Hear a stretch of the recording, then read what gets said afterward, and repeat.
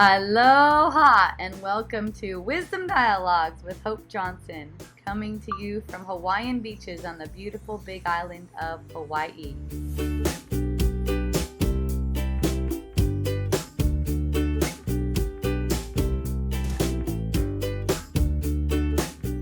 And the perception can shift so fast. It's very shifty. So the sense that rejected and unloved feeling, that's you projecting that. So you just get that feeling effect and your actions will be taken care of. If it's meant to be that you're going to comfort the boy, you'll find yourself comforting the boy. You don't have to make that decision for yourself. And the thing is, you can't make that decision for yourself. You can either project or you can allow healing. That's it.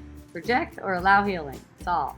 It's just realize. Yes, choosing what's true in the midst of perceiving a guilty concept manifesting. And choosing what's true.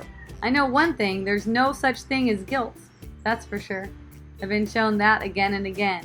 I had one person come on and say, Hope, you need to explain yourself because, I know you're not saying that if someone came in and stole all your clothes and stole all your stuff, that you would say that they didn't do anything to you.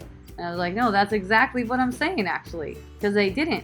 I'm not saying to deny reality. I'm not saying to deny reality, because that's not reality. That's a total misperception. The idea that anyone can do anything to you is a total misperception. Even disrespect to you, anything like that's a misperception. I'm saying denying something that's impossible. I'm not saying making it real and then trying to pretend like it's not. The thing is impossible.